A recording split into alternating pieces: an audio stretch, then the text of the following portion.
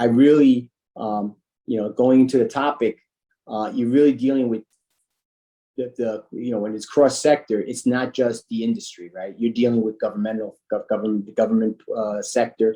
You're dealing with non-governmental organizations, and the Puerto Rico experience was that to the T, where you're dealing with a lot of players.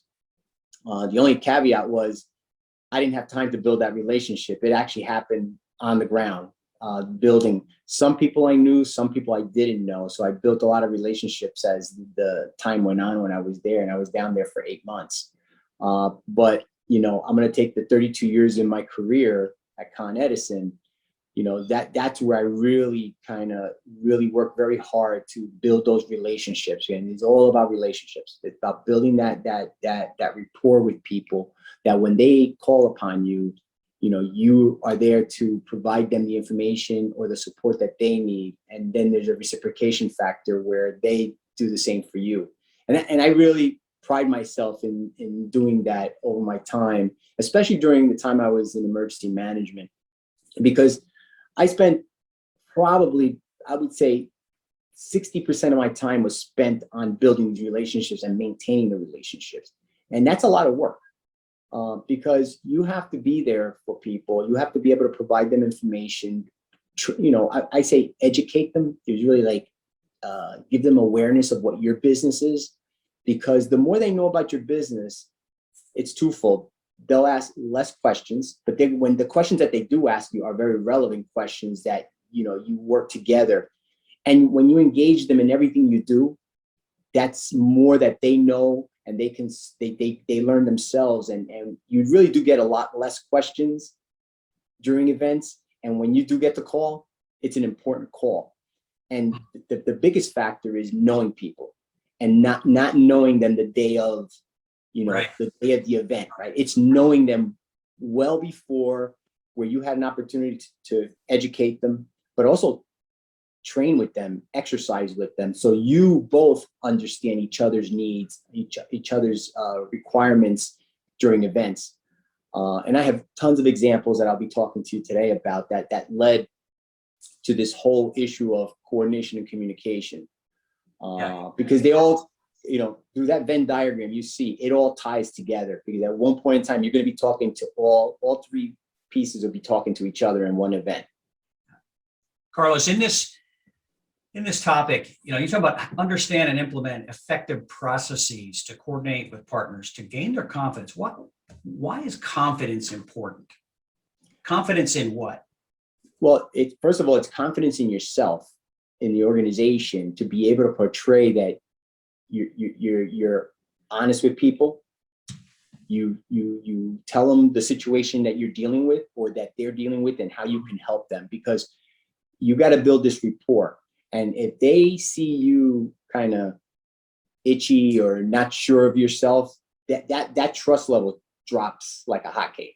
Right. And you have to be able to tell them exactly what the situation is, good, bad, or indifferent, but it's the situation, and what you know, and how you're going to deal with it, and what kind of impact it would have for them or their stakeholders, right? Because I mean, at Con Edison, we provide the electric, the gas, and steam for New York. And when one of those commodities were impacted, you want to know what's the impact to the stakeholders, their constituents, in wherever it's happening, be it a blackout, be it a steam explosion, being a gas event. You need to be able to tell them what's the impact from your side. And likewise, I'll say, if I'm at an emergency site, I would want to hear from the fire department or the police department or the emergency management agency, what's going on, what can I do to help their situation, or what's my situation and I need their help. A good example is a crane collapse. There's a construction site, a crane comes down. You don't think the utility is impacted. The crane collapsed, it probably fell on the roadway, probably impacted infrastructure. So you need to, aside from doing a rescue operation, dealing with the construction debris that may be all over the street or the collapsed building, saving people, there's all these factors of Well, you could be in the middle of a rescue operation, but if there's a gas leak, you have to be able to make them aware of the potential situation and checking to make sure everything's safe, so for them to do a safe extraction of people from a building. So that coordination, and I'll get into command posts, having a shared spot where you kind of communicate, because when you get into the incident command system, which I'll be talking to earlier, that is built on communication and coordination. If you don't communicate, and that's really the structure that allows you to communicate up and down the organization, but also outside the organization and into the organization. So there, and go ahead, I'm sorry. No, and you got to make sure that through that ICS incident command system structure, if something comes in down below in the organization, it rises up to the incident commander, or if it comes at the incident commander level, it drives its way down to the organization, so people know for situational awareness. So their confidence in you is what you're talking about. They've got to believe you. They got to trust you. Yep. And I guess to save time, they got to know when you say something, they can count on it. They don't have to go validate it, verify it. Right. Gotcha. Yep. And I think I heard you say one time before, these storm situations are negative. It's a negative environment, right? And so they're looking for people that can not be afraid, right? Right. Just be matter of fact about that. So that's a really, really good point. The other mention you said is to create a level playing field. What do you mean by a level playing field? What? Well, it's got to be a situation where you could freely speak, without being, judged. You're telling them what I always say, tell them what you know, tell them what you don't know. And when you know it, tell them, right? Because that again gets back to the confidence and the trust that, listen, I'm telling you everything I know right now. I don't have all the information. A lot of times in any emergency situation, you don't have all the information, and you have to get whatever you know, and then you got to make decisions based on what you know. Because safety is the most important thing. So if we have anybody that's potentially hurt, that's the first thing we're going to do. Restoration is not even a thought in our minds during that time until we know everybody's safe. Right. And that level playing field is that we're all in the same boat. We're all there to make sure everything is safe, and we can coordinate together to put it back to normal. Great. Carlos, help me with your Venn diagram here. Looks like a small army that you would have to get some type of relationships throughout. Is there like you start out with the industry. I assume that's internal industry, that's external industry. Mm-hmm. You have government that is public safety oriented, or you have state government, you have local governments, you have federal governments, and the non-governmental organizations. I'm not sure who that would represent. That would be like the Red Cross, Salvation Army, those kind of organizations that help that aren't paid by the government. They're, big donation-based organizations to support the communities that they serve, right? Because these are I call this the three communities that we work within. And industry is not, it's not the an industry. I could put, private sector, public sector, and non-governmental organizations. You could phrase it any way you want, but governmental that's a big gamut, right? That is just like we just said, John, was public safety, local government, state government, federal government. So it can go from FEMA all the way down to a public works, representative in a municipality. The industry can be an electric company. It could be a manufacturing company. It could be a pharmaceutical company that's out there, because you got to work with all those stakeholders during these kind of events, right? Because for me in the industry, they're a customer, right? A pharmaceutical company, but the government's also a customer, as well as a non-governmental organization. They may have a shelter or a facility that they store equipment and ice and all that. You got to make sure that their facilities are safe and available when they need it. And that could also include cross-sector, like industries. Yeah. You're dependent upon, communications or fuel or. Oh yeah, absolutely. Well, again, I look at that cross-sector. I look at communications. It's water, communications, and power. Those three like kind of, I'll call them the biggies, that you kind of depend each other, right? If you lose water, you're not going to generate electricity typically, right? So it's going to be tough. But you don't have communications. All this infrastructure is kind of built around communication systems, Right. and they're very dependent on power, but we're dependent on them. So that this cross-sector, engagement it's not always government to government. Right. It could be within the industry, but it all kind of ties back to the government, because I mean, during Sandy, there was a lot of issues with the communications and the power side, and actually our regulators were looking at us, Con Edison, to make sure that we were working very closely with the other utilities that we share space with, right? So we share space with a gas company or a water company or a telecom cable company, Verizon, the Verizons of the world, the AT&Ts of the world.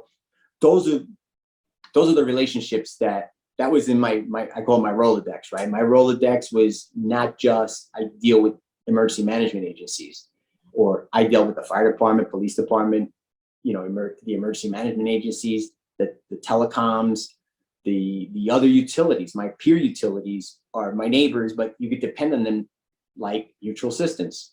And one hand washes the other. You're supposed to support each other.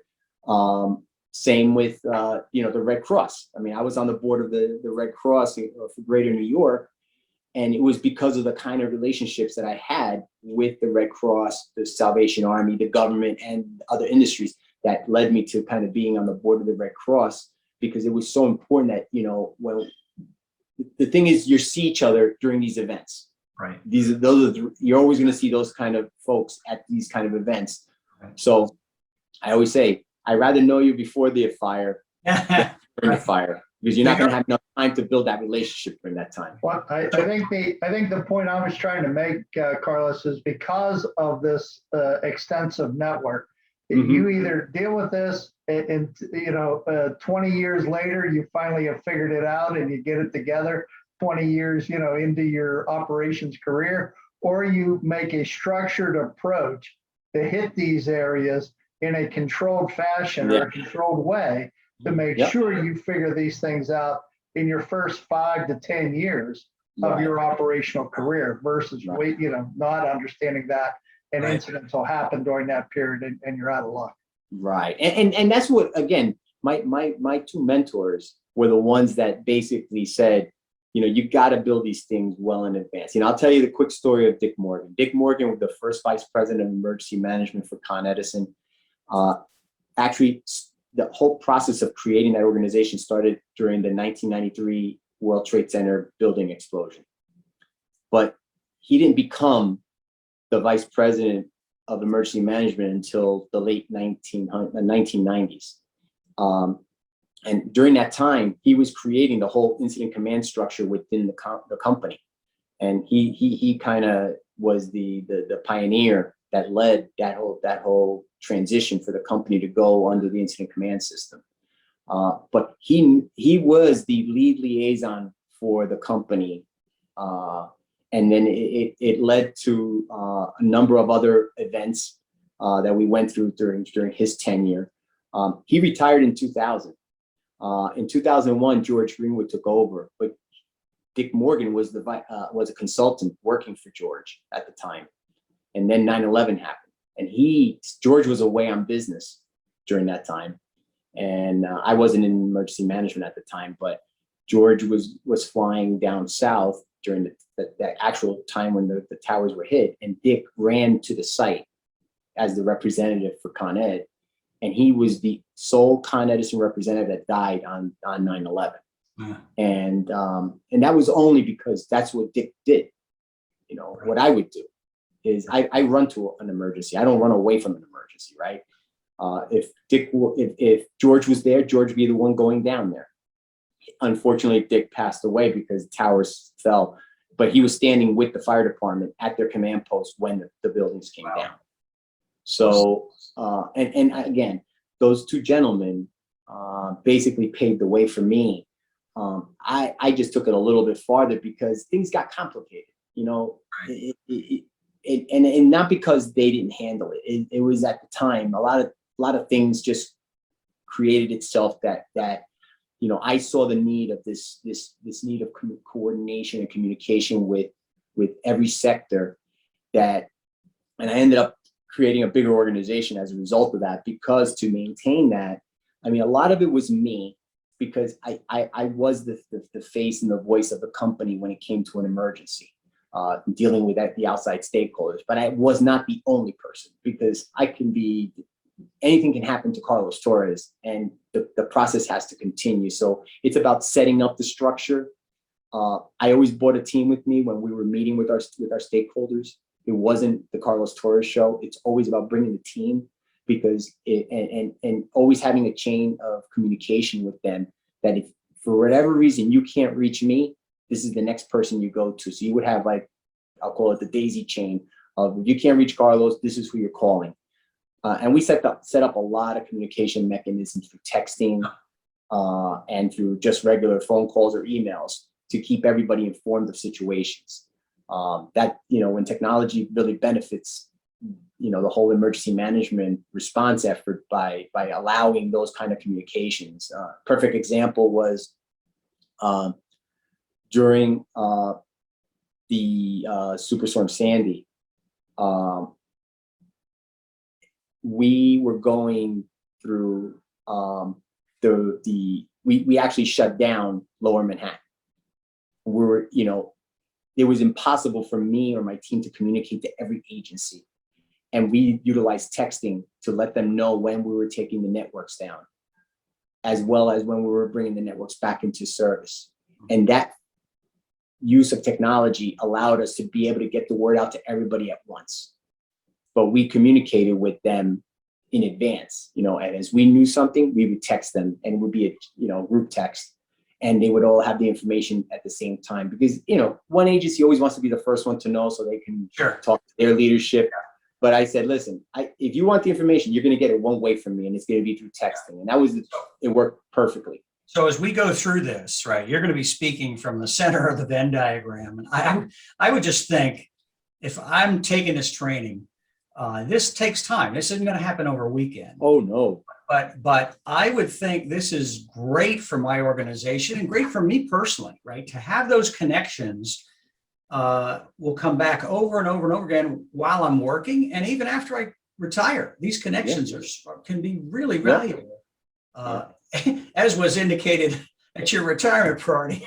They brought you right back in because you knew the folks, right? So, all right. Well, as we get into this, we'll get into details on how you did it and so forth. But great first discussion. Yeah. So that's module 1 right there. Perfect. Perfect. Right. That's, to build that whole thing, it is a process. It's I didn't document it, but it was the way I did things, and people understood the way I did things. And, if there was a meeting and I couldn't be there, I would send my lieutenant. My lieutenant would be there. And this is Carlos, this is part of the how. And you, like me, like all of us, we don't document this stuff. We just do it.